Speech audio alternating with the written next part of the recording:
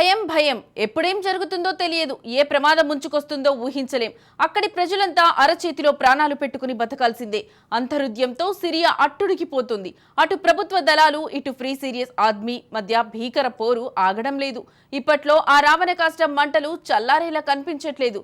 అల్ అసద్ గద్దె దిగాలంటూ మొదలైన ఆందోళనలో అభం శుభం తెలియని అమాయకులు బలైపోతున్నారు.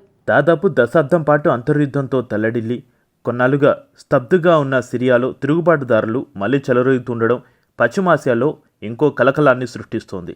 బషర్ అల్ అసద్ నేతృత్వంలోని ప్రభుత్వ దళాన్ని వెనక్కి నడుతూ వాయువ్య సిరియాలో తిరుగుబాటు దళాలు పలు గ్రామాలు, పట్టణాలను తమ గుప్పెట్లోకి తీసుకుంటూ ముందుకు దూసుకుపోతున్నాయి.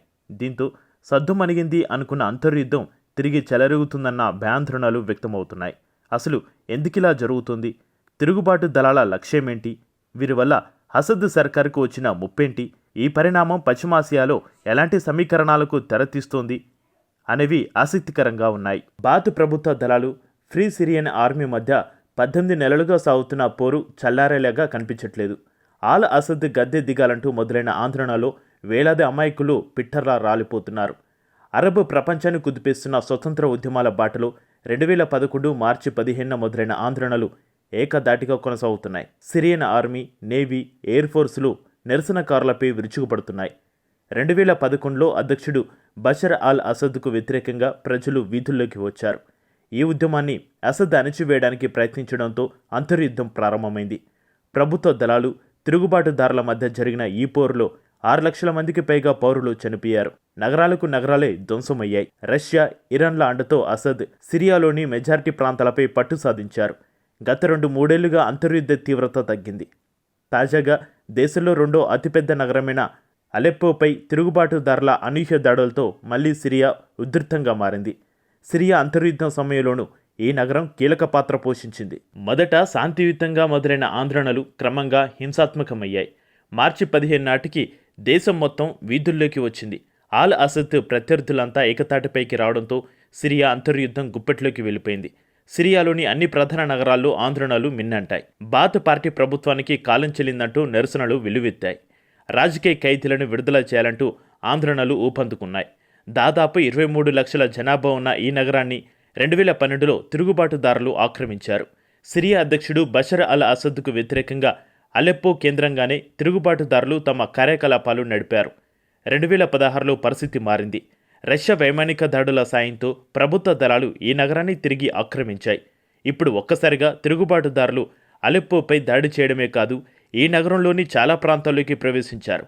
అలెప్పోపై అసద్ ప్రభుత్వ పట్టు కోల్పోతే పరిణామాలు తీవ్రంగా ఉంటాయని విశ్లేషకులు ఆందోళన వ్యక్తం చేస్తున్నారు. అలెప్పో నగరంపై దాడి వెనుక ఒకప్పటి ఆల్ ఖైదా అనుబంధ సంస్థ హయత్ తహరీర్ అల్-షమ్ కీలక పాత్ర పోషిస్తుంది. ఈ సంస్థకు తుర్కీ మద్దతు ఉన్న వర్గాలు అండగా నిలుస్తున్నాయి. అంతర్యుద్ధ సమయంలోని ఈ సంస్థ బషర్ సేనలను తీవ్రంగా ప్రతిఘటించింది. గత కొంతకాలంగా ఈ సంస్థ తమపై ఉన్న ఆల్ ఖైదా ముద్రను తొలగించుకునేందుకు ప్రయత్నిస్తుంది. తన ఆధీనంలోని ఉన్న ప్రాంతాల్లో పౌర పాలనపై దృష్టి పెట్టింది. మైనారిటీలకు చేరువయ్యే ప్రయత్నాలు చేస్తుంది. హెచ్టీఎస్ను అమెరికా, ఐక్యరాజ్య సమితి ఉగ్ర సంస్థగా ప్రకటించాయి. హెచ్టీఎస్ పాలనలో ఉన్న ప్రాంతాల్లో ఉగ్ర కార్యకలాపాలు ఇంకా చురుగ్గా కొనసాగుతూనే ఉన్నాయి. అలెప్పో నగరంతో తిరుగుబాటుదారులు ఆగిపోయే అవకాశాలు కనిపించడం లేదు. రాజధాని డమస్కస్ దిశగా కదిలినా ఆశ్చర్యపోనక్కర్లేదు. ఇందులో భాగంగా గ్రామాలను, వ్యూహాత్మక రహదారులను తిరుగుబాటుదారులు తమ ఆధీనంలోకి తీసుకుంటున్నారు.